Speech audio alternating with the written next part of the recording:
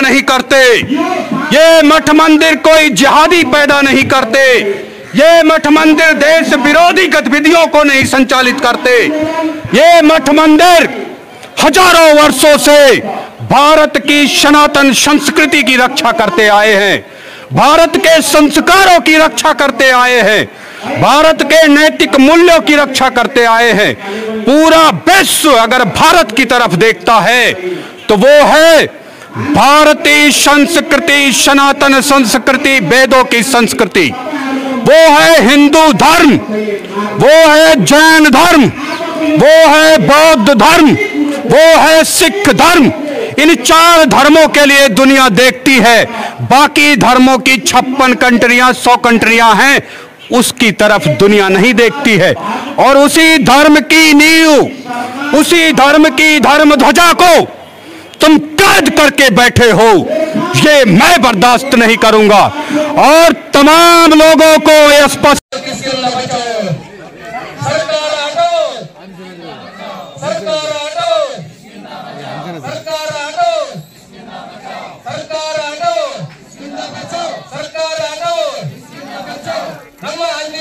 ನಾನೊಬ್ಬ ದೈವ ಭಕ್ತನಾಗಿ ಮತ್ತು ಅಂಜನಾದ್ರಿಯ ಭಕ್ತನಾಗಿ ಇವತ್ತೇನು ಸರ್ಕಾರ ಮುಜರಾಯಿ ಇಲಾಖೆಗೆ ಹಲವು ದೇವಸ್ಥಾನಗಳನ್ನು ವಶಪಡಿಸಿಕೊಳ್ತಿರುವುದನ್ನು ನೋಡಿದರೆ, ಅದನ್ನ ಸುಬ್ಬದಿಗೆ ತಗೊಳ್ತಿರೋದು ನೋಡಿದ್ರಪ್ಪ ಅಂತಂದ್ರೆ ಇದು ಒಂದು ನಾಚಿಕೆಗೇಡಿನ ಸಂಗತಿ ಸರ್ಕಾರ ಅಂತ ಹೇಳ್ಬೋದು.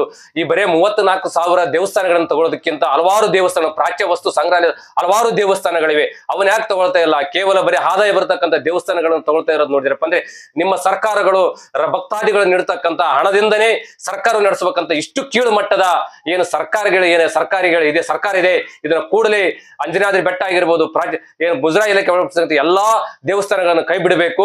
ಇಲ್ಲದಿದ್ದರೆ ಮುಂದಿನ ದಿನಮಾನಗಳಲ್ಲಿ ನಾವೆಲ್ಲ ಭಕ್ತಾದಿಗಳು ನಾವು ಈ ವಿರುದ್ಧ ಒಂದು ಅಭಿಯಾನ ಮಾಡ್ತಾ ಇದ್ದೀವಿ. ಈ ಅಭಿಯಾನಕ್ಕೆ ಸರ್ಕಾರ ಕೈ ಎಚ್ಚೆತ್ತುಕೊಳ್ಬೇಕು. ಇಲ್ಲದಿದ್ದರೆ ಎಲ್ಲಾ ಭಕ್ತಾದಿಗಳು ನಾವು ಈ ಅಭಿಯಾನಕ್ಕೆ ಕೈ ಜೋಡಿಸೋಣ. ತಾವು ಭಕ್ತಾದಿಗಳು, ಎಲ್ಲಾ ಭಕ್ತಾದಿಗಳು, ಎಲ್ಲಾ ದೇವಾರ ಭಕ್ತಾದಿಗಳು ಕೈ ಜೋಡಿಸಬೇಕೆಂದು ತಮ್ಮಲ್ಲಿ ಮನವಿ. ಹಿಂದೂಗಳೇ ಹೇಳಿ ಎದ್ದೇಳಿ, ಹಿಂದುತ್ವವನ್ನು ಉಳಿಸಿ ಬೆಳೆಸಿ ಮುಂದಿನ ಪೀಳಿಗೆಗೆ ಕೊಡುಗೆಯಾಗಿ ನೀಡಿ ಹೋಗೋಣ ಅಂತ ಹೇಳಕ ಈ ಮೂಲಕ ಇಷ್ಟಪಡ್ತೀನಿ.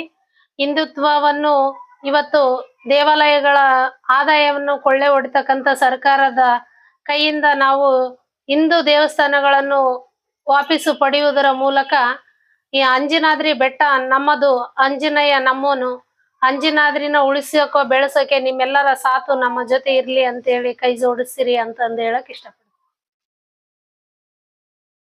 ಹಿಂದೂಗಳೇ, ನಾವು ಎಚ್ಚರ ಆಗ್ಬೇಕಾದಂತ ಸಂದರ್ಭ ಈಗ ಬಂದಿದೆ. ಯಾಕಂದ್ರೆ ಸರ್ಕಾರ ತನ್ನ ಹಿಡಿತದಲ್ಲಿ ಇಟ್ಕೊಂಡಿರುವಂತ ದೇವಸ್ಥಾನಗಳ ಅಭಿವೃದ್ಧಿ ಸಹಿತ ಆಗ್ತಾ ಇಲ್ಲ. ಈಗ ನಾವು ಸೂಕ್ಷ್ಮವಾಗಿ ಅವಲೋಕನೆ ಮಾಡೋದಾದ್ರೆ ಅಂಜನಾದ್ರಿಯನ್ನು ನೋಡೋಣ.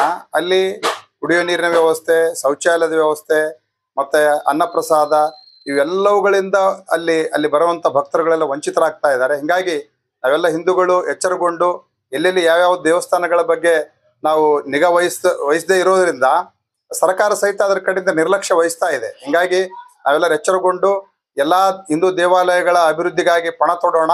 ನಿಮ್ಮೆಲ್ಲರ ಸಹಾಯ ಸಹಕಾರ ಇರಲಿ ಅಂತೇಳಿ ಈ ಸಂದರ್ಭದಲ್ಲಿ ಬಯಸ್ತಾ ಇದ್ದೆ.